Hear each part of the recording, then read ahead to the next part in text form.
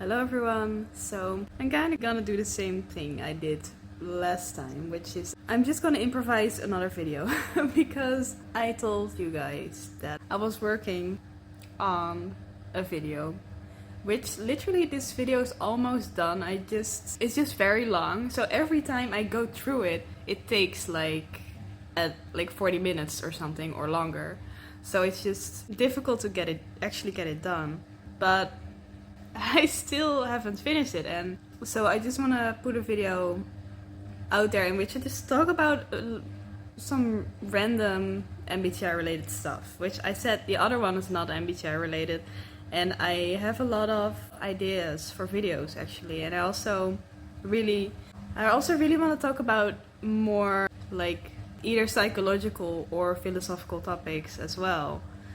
Anyway, so I have a lot of ideas. I just wanted to say that I just don't have a lot of time right now to make videos because to me, like, personal development has always been like one of the most important things to me. So if I notice that I'm not who I want to be, then I have to work on that. And then it becomes a goal, right, that I need to work on. So I actually this year I'm trying to work on a lot of different goals. A lot of them are like focused on developing extrovert sensing more. Some of them are more external, but they are things that I still have to do because I can feel that I need to do it with my intuition, right? So unfortunately I don't have a lot of time because when you have a lot of goals you want to work on, you realize that time is very limited, unfortunately. But when I have more free time, I will definitely try to put more videos out there. But for now, let's just talk about a few MBTI related things that I was thinking about lately, because even when I'm not making any videos, I never stop thinking about MBTI, you know, it's still on my mind. So I kind of want to talk about maybe a little bit about MBTI, like type and intelligence, and then I want to talk about the differences between introverted sensing and extroverted sensing, and I also think I want to talk about like the IS types, because I met a few of those people lately, so I noticed some new things about them that I thought maybe I could share it. I also met an INTJ, so I think that's pretty cool, but I'm not gonna talk about that because it's only one person, so I don't necessarily have many insights, but I'm leaving that for another video. I still have to make a video about INTJs anyways. But yeah, so when it comes to type and intelligence, I think there's almost this misconception. I mean, I've said this before, but I've just thought about it a bit more. Like, I think there's this misconception going around that your type is very related to your intelligence or something, and people go around saying things like, oh, INTPs and INTJs, for example, they are so intelligent or something, and like maybe, oh, the SF types are not, stuff like that, or maybe ESF types. But really, I noticed that I think honestly intelligence has to do with a lot of things, and I noticed a lot of situations where you have people of the same type with very different intelligence levels, and it's just because of how they use their functions. And I think that the key to being intelligent is not to be a certain type, but it's to use your functions in a way that is useful, and that it also has something to do with genetics, you know, kind of like what is your brain capable of, and like how much can you do with your function, and how easily can you switch between the functions, and do you know when to use which function? You know, it's much more complicated. Intelligence is much more complicated than just what type are you, you know. And I want to say that the key is that it doesn't matter what type you are. Of course, your genetics and your upbringing still matters for intelligence, but like, no matter what type you are, you have 4 functions. And that means that you have the tools to be intelligent as long as you use them for the right things, and as long as you use them in a balanced way, you know? Because the thing is that it's not like any type is stronger or something, or like better than another type, because every type has their weaknesses. They have their lower functions that are their weaknesses. And that means that you can't say that one type's more intelligent, because no matter what type you are, you have something that the others don't. You always have something that the others don't. And every function is useful in life, you know, just for a different area of life. And I think the real key to actually developing yourself is knowing what to use which function for, how they can be useful, how to use them in the most effective way, and use them in a balanced way. That's the most important thing. So for example, you know, if you say something like an INTJ is going to be more intelligent than an ESFP, then you're already saying something that doesn't make any sense. Because when you look at the INTJ, yes, they will have very strong intuition, and they will be good at like pattern recognition. They'll be good at theorizing, and they might seem like they're really smart, right? But at the same time, if this INTJ doesn't use their extrovert sensing enough, they don't go out there, they don't have a lot of life experiences, and if they don't use their feeling a lot, they won't know, they won't understand themselves, they won't understand human relationships, and they will not have a lot of life experiences to learn from. So if you look at these two people, you know, you cannot say that one of them is more intelligent. If the ESFP knows what their purpose is with their introverted feeling, they go after it, and they have a lot of practical skill with their extrovert sensing. And if they don't ignore their introverted intuition, which means that they also can have some insights about life with their intuition, then they are going to seem like they are very intelligent people, as long as they also have, you know, the genes and stuff, their background, that their brain is well developed like that they can be intelligent. And say if the INTJ were to neglect their sensing or something and their feeling, they would still not seem like they are necessarily very intelligent compared to the ESFP. But if they are more balanced and they have the motivation to use their intuition for the right things that make them learn more about life, then, you know, motivation also matters. Like, what do you care about? Do you care about learning? You know, it also has to do with who you are and what you want. Like, do you care about learning? Do you care about growing? Do you care about that? Some people don't want to grow, so how are they going to become more intelligent, right?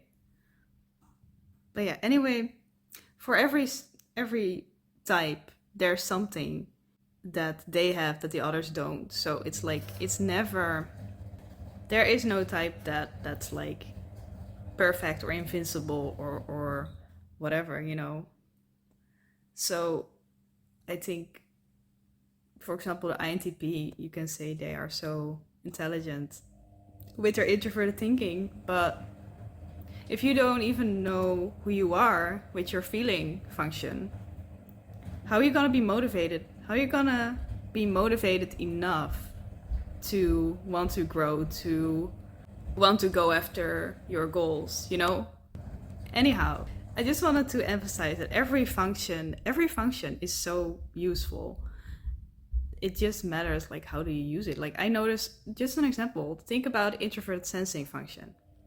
I notice that some introverted sensors I know who are less intelligent, what they use their introverted sensing for is just like basically kind of thinking about what they did, like maybe the day before, kind of just reciting it, like, oh, I did this and this and this and that, and then we did this, and they remember all these details, but they don't know how to pick which details are relevant and which are not.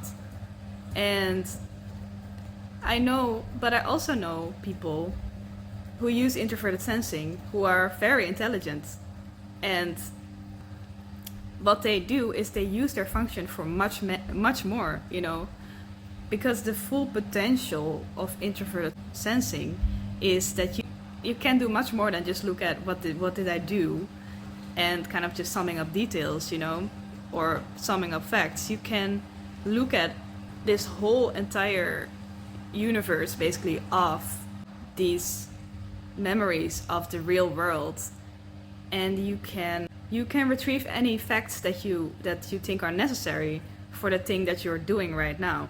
And the more intelligent introverted sensors know how to do that. They know when to use which knowledge about the real world. And so that's just an example of how someone with the same function can do completely different things with that function and seem like they are different in intelligence, even though they are using the exact same function, And the real funny thing about MBTI is that, like, different people from different types can come to the exact same answer to a question or the exact same conclusion, but they just got there in a completely different way, They just had a completely different reasoning process of, like, how they got there, but they can still end up doing the same things. Anyhow, this is my little thing that I want to say. I've been thinking about that a little bit lately. Because when you first get into MBTI, it's really easy to believe that type and intelligence are kind of related. But I think that that's mostly just a misunderstanding of all the functions and how useful they are. I think that, for example, a lot of intuitives tend to believe that the sensing functions are quite limited, when in fact you can do a lot of things with the sensing functions. And I think a lot of thinkers also tend to believe that the feeling functions are a bit narrow, even though you can also do a lot with feeling function, right? And the same goes for thinking and intuition, but I think thinking and intuition are a bit almost kind of put on a pedestal, as if they're better than the other functions, as if they are more related to intelligence, when I think intelligence it's not just about intuition and thinking, it's about all aspects of life, and all the functions are different aspects of life. And you can only be really intelligent when you know all of them. It's like with an INFJ, if you neglect sensing, you're still gonna be dumb, because you don't really understand life. Anyhow, let's move on to the other thing I wanted to talk about. I wanted to talk a little bit about the differences between introverted sensing and extroverted sensing, because the interesting thing is I recently met 3 people with dominant introverted sensing, I believe, like 3. So like 2 ISFJs and 1 ISTJ. And I also met 2 people, 3 also actually, who are SFPs. I think 2 of them are ISFPs and 1 of them is an ESFP, I think. So I was just trying to see. I also already knew an ESFP, and I know several ENFJs. So, and I already knew an ISTJ and an ISFJ as well. So I was just thinking about comparing extroverted sensing and introverted sensing, and like kind of trying to think about what are some interesting differences. And one thing I learned about the differences is that extroverted sensors, they also retrieve facts exactly like introverted sensors do. But I've been noticing the ESFP and the ENFJs I know, they do the exact same thing that the introverted sensors do. It's a sensing thing, like just randomly talking about facts, like I read this and I heard someone say this, or they will recite information basically that they think is important just straight up without any interpretation. And I think that's, I noticed this because I usually don't really function like that. I have to put my own interpretation on something with introverted intuition right away almost, and I don't really respect the facts as they are, you know? I'm immediately going to, okay, so what can I conclude from this information, or what kind of interpretation can I make, you know, or what am I going to do with it? Whereas they respect extrovert sensors and the introvert sensors. They respect the facts as they are, and they will just be like, well, I read this and this, and I think that's important information, you know. And I think introverted sensors are more often known for retrieving facts and having a lot of like facts stored in their mind, basically remembering them. But I think the thing is, extroverted sensors can do this as well. But the difference is that extroverted sensors are really a lot better at staying objective with sensing stuff. And that's, I think, why, for example, me as an INFJ, I don't really like introverted sensing as it's my biggest function, because it gives meaning to sensing data, so like objects, for example, or memories. And I think introverted sensors just kind of mix everything together with sensing memories, and they attach themselves to certain specific memories, that they give a particular meaning to it, and then maybe they make a connection between few things, and they only make that connection because maybe in the past they associate some things, they associate things with each other because maybe they saw them in the same day or something.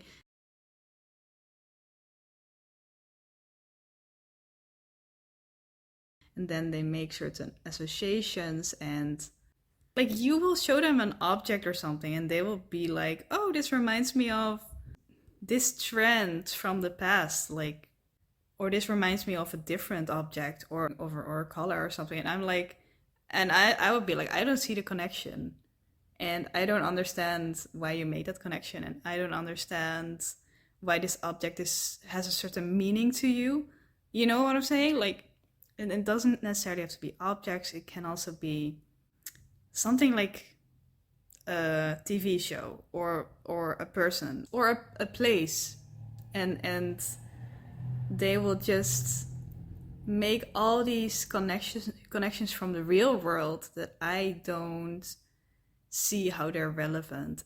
I don't attach myself like to the sensory stuff, and extroverted sensors generally don't do that as much as introverted sensors.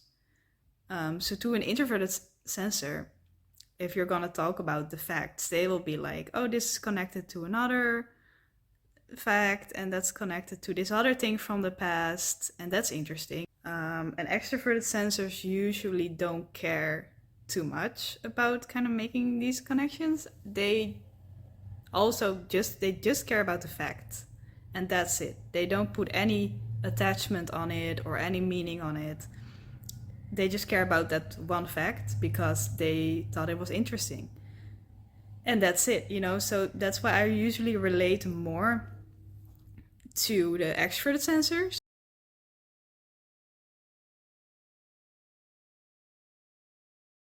Because the introverted sensors are gonna look into their entire world of memories and stuff, and they're gonna try to make all these attachments that I never do that, you know. It's just not, I mean, not never, I rarely do that, so it's not really my thing. That's, I think, the main difference.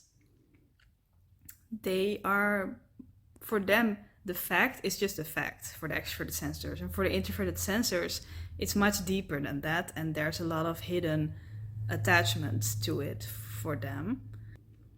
Because of course the extroverted sensors tend to make those attachments not with introverted sensing, but with introverted intuition.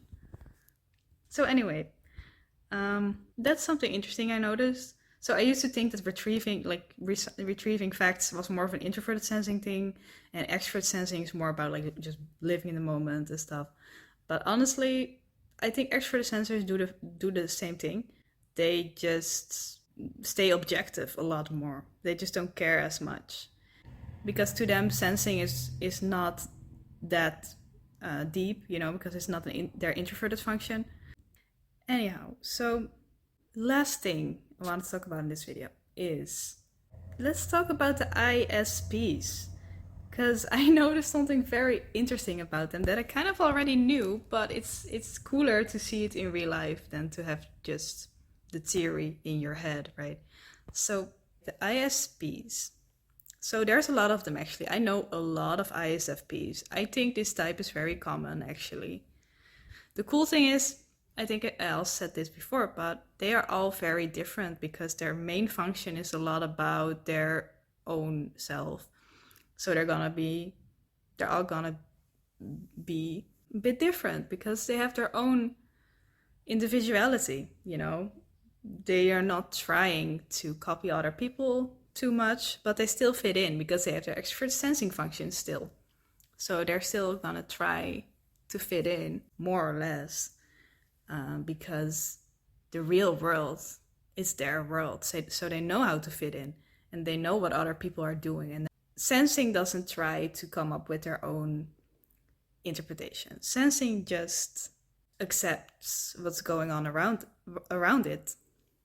So they are very accepting of the world around them, but they are always looking at who they are, their own self first. But the cool thing that I noticed about them is that just this confirmation of how they have this very strong opinions about things, but they don't really try to force it on other people. And that's a really interesting thing about the ISPs. I mean, the IPs in general. It's just that I met ISPs, but I guess the INPs are doing the same thing. They are less common. The INPs, I think they are less common. You know what the thing is? Their inferior function is either extrovert thinking or extrovert feeling. So they come across as these very laid back people, very chill, who aren't really trying to tell anyone what to do. But at the same time, they have this very strong inner world, like where they judge things like all the time. It's so interesting. Like they have very strong opinions on things. It's just that they don't get it out, you know, it's just in their mind and they will say it, but they won't try to force you to do anything. You know, the funny thing is when they don't agree with you, they are not gonna really be like, oh, you need to do this thing and you need to do that thing, you know. Whereas extroverted thinking and extroverted feeling can be trying to be more controlling because it wants to control their external world and it wants to have plans and like, oh, we should do it like this, we should do it like that, right?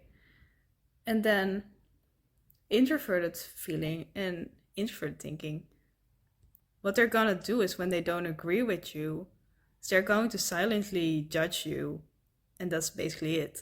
You know, it's really funny. It's like they might say it, but it's like they don't care for changing what you're doing or something.